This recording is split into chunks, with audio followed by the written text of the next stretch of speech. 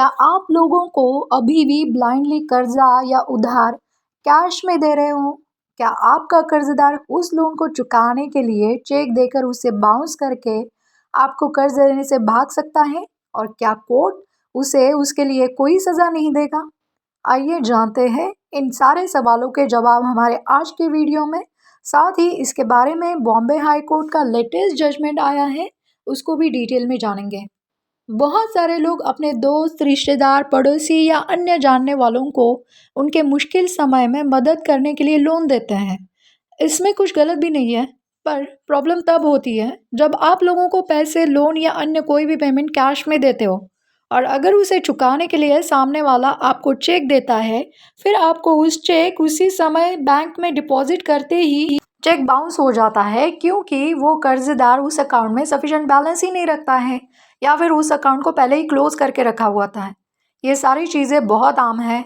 अब उस कर्ज को वसूलने के लिए आपको कोर्ट जाना पड़ता है, लेकिन आपका कर्जदार वहाँ पर भी अपने बचाव के लिए पहले ही तैयार रहता है। वो कहने लगता है, मैंने तो चेक आपको दिया ही नहीं है, मेरा चेक चोरी हो गया है, चेक पर मेरा साइन है ही नहीं है, या फिर आपके पास उसे उधार देने के लिए पर्याप्त इनकम सोर्स है ही नहीं है, या फिर आप एक व्यावसायिक इंटरेस्ट से कर्जा देने वाले साहूकार हो। ऐसे एक्सेट्रा एक्सेट्रा डिफेंस कर्जदार के पास पहले ही रेडी रहते हैं। इस तरह के कई केसेस कोर्ट में आते हैं और आज हम बात करेंगे एक ऐसे ही महत्वपूर्ण बॉम्बे हाई कोर्ट का लेटेस्ट जजमेंट जो हाल ही में 20 दिसंबर 2023 में आया है। ये केस आरती राजेश कनगुटकर वर्सेस एना फर्नांडिस का है, जिसमें कंप्लेनेंट आरती कनगुटकर ने एक्यूज एना फर्नांडिस के आगे section 138 of negotiable instrument act 1881 के तहत चेक बाउंस का केस कंप्लेंट में मेट्रोपोलिटन मैजिस्ट्रेट विक्रोली मुंबई में किया था, लेकिन कोर्ट ने एक्यूज को निर्दोष बरी किया, यानी कि एक्यूज को एक्विटल मिल गया, वो भी इनकम टैक्स सेक्शन 269 एसएस के तहत। और कोर्ट ने कंप्लेनेंट को सोर्स ऑफ इनकम प्रूव ना करने की वजह से एक्विटल दिया एक्यूज को। ट्रायल के दौरान एक्यूज ने मेनली दो डिफेंस लिए थे। पहले तो ये कि वो चेक उसने वो दिया ही नहीं है, और दूसरा ये कि कंप्लेनेंट ने वो चेक उससे चोरी किया है। अब यहाँ पर हो गया ना, चोर तो चोर ऊपर से सीना जोर, ऐसा ही होता है।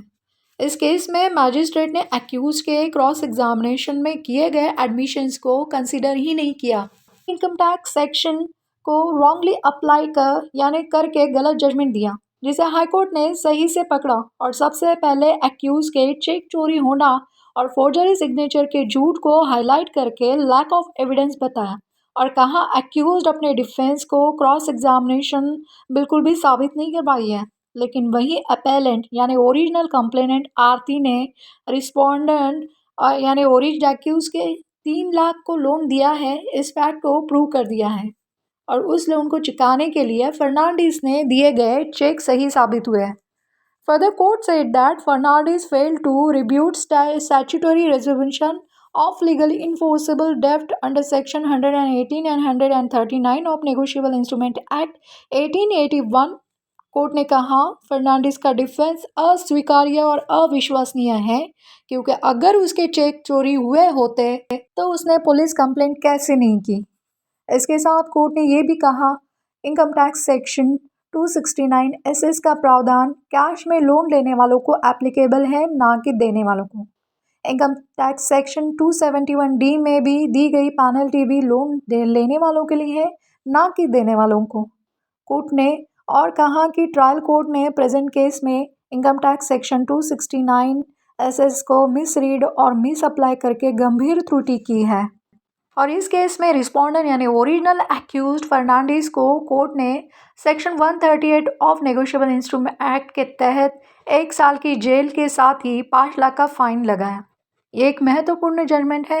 अगर आपने इस तरह से किसी को कैश में लोन दिया है, उसको आपको चेक देकर बाउंस किया है, तो आपको कोर्ट में आपके सारे फैक्ट्स प्रूव करने होंगे, एविडेंस देने होंगे, क्योंकि कोर्ट कभी भी इतना इजीली किसी की बात नहीं मानता है।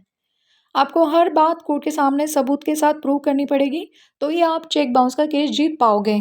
इसीलिए किसी को कैश में लोन दे रहे हो तो उसका प्रूफ होना ज़रूरी है। रिसीव प्रॉपर डॉक्यूमेंट, एविडेंशियल कर्ज़दार से रिटर्न में लेना ज़रूरी, सारे टर्म्स एंड कंडीशन पेपर पे उसके सिग्नेचर्स के साथ लेना, वरना कैश में दिए गए लोन को साबित करना डिफ़िकल्ट रहता है।